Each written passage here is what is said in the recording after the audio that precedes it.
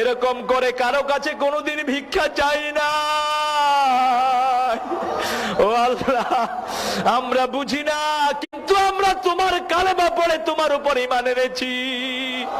তুমি দোয়া শিখিয়েছো, রব্বানা ইন্নানা সামি'না মুনাদিয়ান ইউনাদি লিল ঈমান আন আমিনু বিরাব্বিকুম ফাআমান্না রব্বানা ফাগফির লানা যুনুবানা ওয়া কাফির আন্না সাইয়্যাতিনা ওয়া তাওয়াফফানা মা'আল আবরার।